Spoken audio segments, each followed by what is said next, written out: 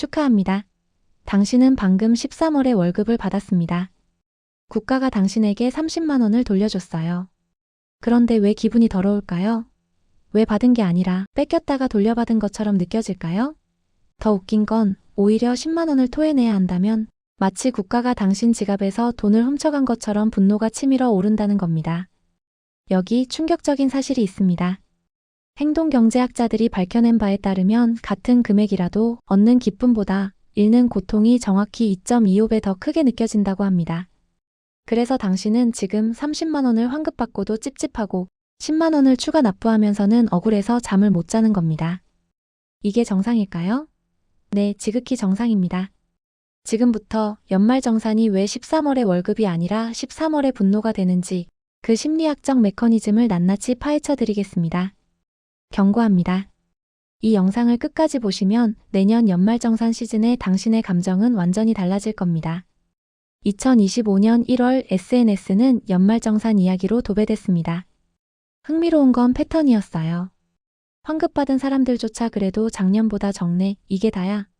같은 아쉬움을 표현했고 추가 납부가 나온 사람들은 분노와 배신감으로 가득했죠. 서울대 소비자학과 설문조사 결과 30만 원을 환급받은 사람의 만족도는 10점 만점에 평균 6.2점, 30만 원을 추가 납부한 사람의 불만족도는 평균 8.7점이었습니다.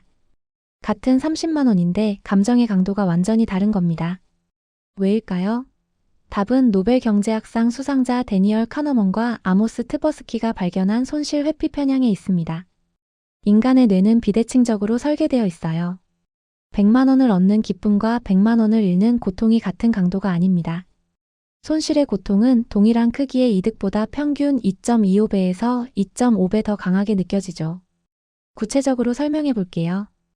A. 확실하게 100만 원을 받는 경우, B. 50% 확률로 200만 원을 받거나 아무것도 못 받는 경우, 기대값은 똑같지만 대부분은 어를 선택합니다. 아무것도 못 받을 수도 있다는 손실 가능성을 견디지 못하거든요. 반대로 A. 확실하게 100만 원을 잃는다.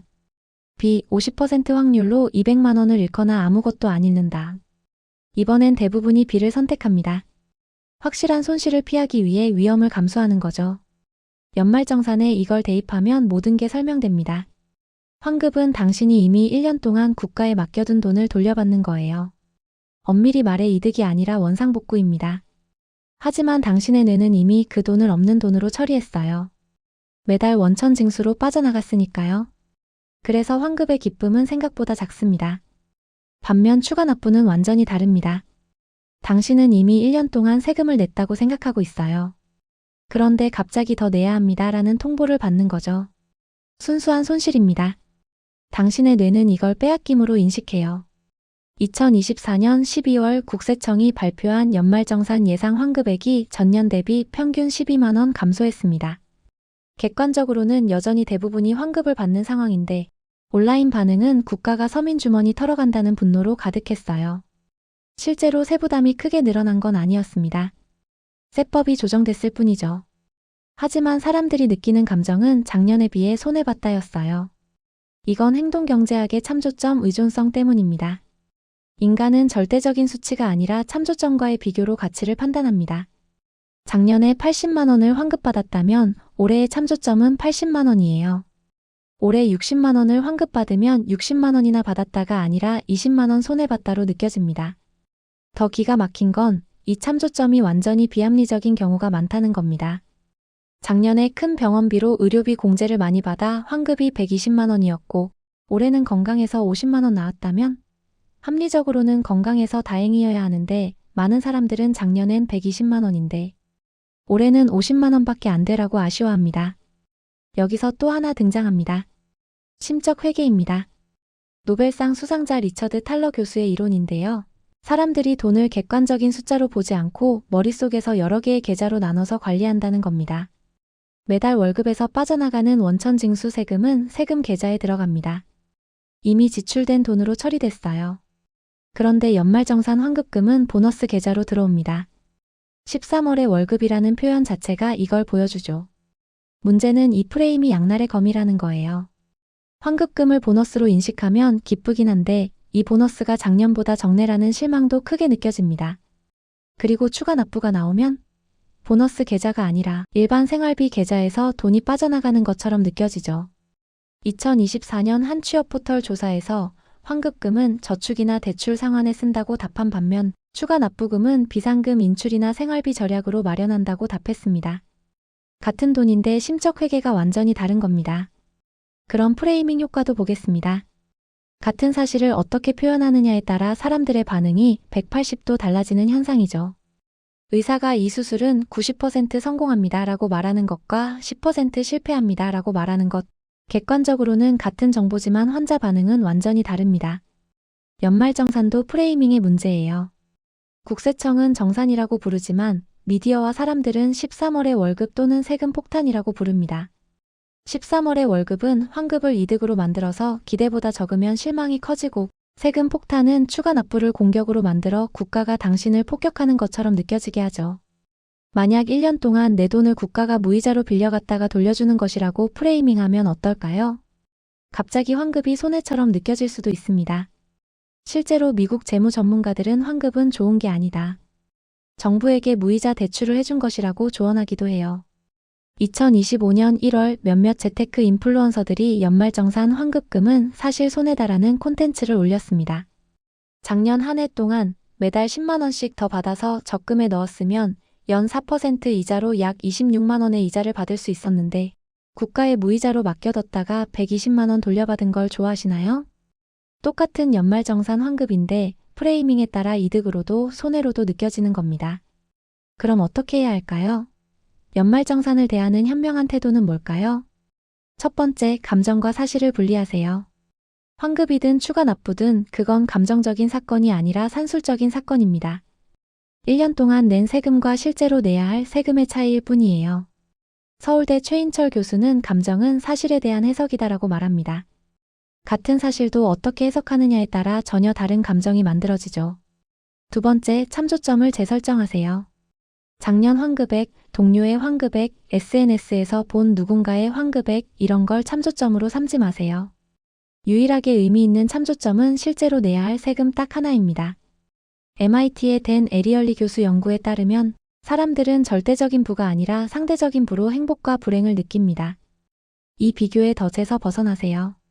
세 번째, 연말정산을 재무건강 체크업으로 프레이밍하세요. 2024년 연말 한 재무설계사가 올린 조언이 화제가 됐습니다. 연말정산은 시험 성적표가 아닙니다. 이건 당신의 1년 재무활동에 대한 정산서일 뿐이에요. 성적표가 아니라 건강검진 결과지처럼 보세요. 네 번째, 원천징수를 정확하게 맞추세요. 감정 소모가 가장 큰 이유는 예상과의 괴리 때문입니다. 국세청 홈택스 연말정산 미리보기 서비스를 이용하면 미리 확인하고 조정할 수 있어요. 큰 추가 납부가 예상되면 12월과 1월에 분산시키고 큰 환급이 예상되면 원천 징수를 줄여서 매달 실수령액을 늘릴 수 있습니다. 다섯 번째, 적극적으로 공제 항목을 챙기세요. 2024년 한 세무사 사례를 보면 똑같은 연봉 5천만 원을 받는 두 직장인 중 무관심한 A는 추가 납부 20만 원, 적극적으로 챙긴 B는 환급 80만 원이 나왔습니다. 차이가 무려 100만 원입니다. 신용카드와 체크카드 비율, 의료비와 교육비 지출, 연금저축 활용 등을 전략적으로 설계하세요. 여섯 번째, 장기적 관점을 가지세요. 올해 환급이 적게 나왔다고 추가 납부가 나왔다고 세상이 무너지는 게 아닙니다. 하버드 행복학 연구 75년 종단 연구를 보면 인생의 행복을 결정하는 건 특정 시점의 소득이 아니라 안정성과 성장이었습니다. 일곱 번째, 통제할 수 있는 것에 집중하세요. 세법과 정부 정책은 당신이 통제할 수 없습니다. 하지만 당신의 소비 패턴, 공제 항목 활용, 금융 상품 선택은 통제할 수 있어요. 심리학에서 통제감은 정신 건강의 핵심 요소입니다. 통제할 수 없는 것에 집착하면 무력감이 오고 통제할 수 있는 것에 집중하면 자기 효능감이 올라갑니다. 자, 정리해볼까요? 연말정산이 분노가 되는 이유는 손실회피 편향 때문에 추가 납부가 환급보다 2.25배 더 고통스럽고 참조점 의존성 때문에 작년이나 남들과 비교하게 되고 심적회계 때문에 환급은 보너스처럼 추가 납부는 긴급 지출처럼 느껴지고 프레이밍 효과 때문에 같은 사실도 표현에 따라 감정이 달라지기 때문입니다. 해결책은 감정과 사실을 분리하고 비교의 덫에서 벗어나고 재무 건강 체크업으로 프레이밍하고 원천 징수를 정확하게 맞추고 적극적으로 공제 항목을 챙기고 장기적 관점을 가지고 통제 가능한 것에 집중하는 겁니다. 마지막으로 연말정산으로 화내고 스트레스 받는 건 어쩌면 당신이 돈에 대해 건강한 관계를 맺지 못하고 있다는 신호일 수 있습니다. 스탠퍼드 연구에 따르면 연봉이 일정 수준, 한국의 경우 약 7천만 원 이상 올라가면 행복도는 더 이상 증가하지 않습니다. 그 이상부터는 돈이 아니라 관계, 의미, 성장이 행복을 결정하거든요. 환급 30만 원 더 받는다고 인생이 바뀌지 않아요. 추가 납부 10만 원 한다고 망하지도 않습니다. 진짜 중요한 건 당신이 돈에 대해 어떤 태도를 가지고 있느냐입니다. 올해 연말정산 결과가 어땠든 이제 그 숫자에 휘둘리지 마세요. 환급 많이 받았다고 대단한 게 아니고 추가 납부 나왔다고 실패자가 아니에요.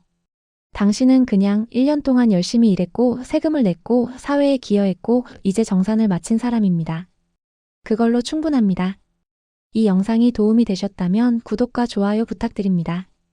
알림 설정까지 해두시면 돈과 마음에 대한 심리학적 인사이트를 계속 받아보실 수 있어요. 댓글로 여러분의 연말정산 경험을 공유해 주시면 서로에게 큰 도움이 될 겁니다. 연말정산은 끝났지만 당신의 재무 여정은 계속됩니다. 올해의 경험을 배움으로 삼아 내년에는 더 현명하게 대비하시길 바랍니다. 돈은 인생의 전부가 아니라 일부일 뿐이라는 것을 기억하세요. 다음 영상에서 만나요. 지금까지 마인드 아카이브였습니다. 시청해주셔서 감사합니다.